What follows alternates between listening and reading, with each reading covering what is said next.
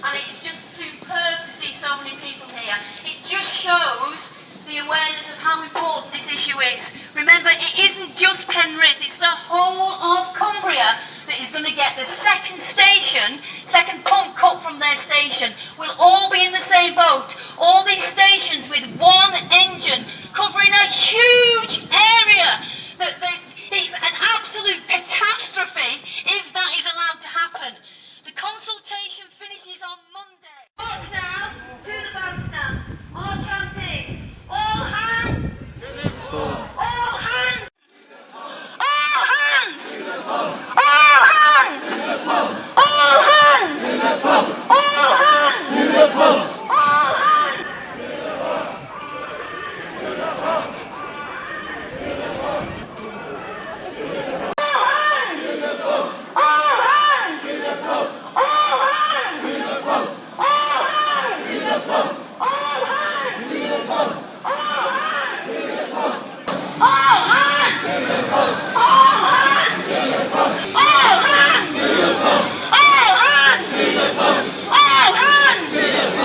All hands. All hands.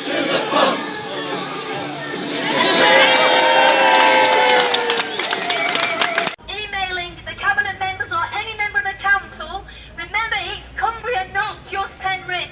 And the knock-on effect for us all is that today, this morning, I got a phone call to say that Kendall's first pump were out, attending a disabled person in their home. We'd only left the second pump at Kendall to cover a huge area. If that pump's not there, they'll be looking for us to attend their area. If we only have one pump, who looks after us? Three very quick things from me. The first thing is that this is an unbelievably important appliance.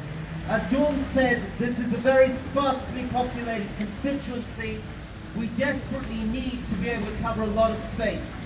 The second thing is, it's a very small amount of money. The savings they're talking about here are about £55,000, it seems, a year.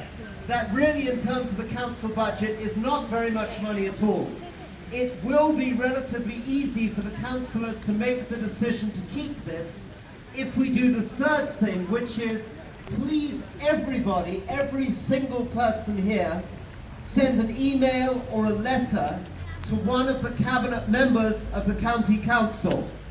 What I am going to say is, every single elected member of any political party that is elected to any seat in this country has a responsibility to work for you. And that means you telling them exactly what you want them to do. Because if they don't know what you want, they're not going to be able to do it. So, like everybody else is saying, email them, write to them, ring them, fill in the consultation form, do whatever it takes. Traffic accident, I had no idea about the importance of having more than one pump to cover an area, because for my accident it was just me involved, just one vehicle, and I was the only one in the car, and mine still required 4 pumps, so that's obviously a lot, and if there was more people involved then it would have been a lot worse, and they would have to be drawn in from other areas, and anyone who was injured would have to wait and suffer for a lot longer. My job is a teacher, and it's only in the last 12 months that I've become a retained firefighter. So, like most of the general public, my perception of what a firefighter does is actually really removed from the reality of it. So what I found out in the last 12 months is the reality of it, and the reality is that the 2 vehicles that we have down there are absolutely integral to getting to an incident quickly, having the right equipment there, the right number of manpower to actually attend that incident safely for the firefighters and for the people that we're trying to rescue. And it is a fire and rescue service. We call that for a particular reason because it isn't just fire, it's a whole other variety of rescue things, and we need the second appliance to do that safely. Why did you decide to do it in this way?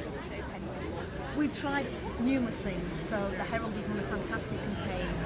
We sent letters out we've talked to councillors, we've petitioned, we've got an online petition, we've got a Facebook page, and so it still seems like so many county councillors are blind to what's going on and think they need to make the cut, and this is the easiest and the quickest way of doing it, rather than actually finding a way to make that cut without taking the second rights away. So call the people out onto the streets, show the county council that it isn't just one or two people, it's hundreds, if not thousands of people that are thinking this and want to save it, and we vote for them.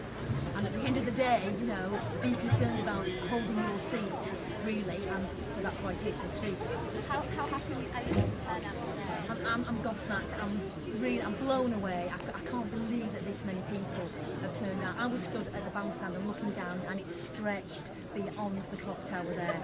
You know, so we're not talking about a handful of people. We're talking about hundreds and hundreds of people coming out onto the street. And so that's just a tribute to all the people that have made the effort on a rainy, miserable day to come out and say this is important. We've got to do this. Decisions like this aren't made out of nowhere. They're made by 10 people on the cabinet, county council. So everybody has to contact their county councillor on the cabinet and say, how are you going to vote? Promise me you're going to vote not to cut it. Yeah. Are you happy with the turnout today? Do you think Oh, I think it's magnificent. It's got so much heart. It's such a great community. I'm really proud.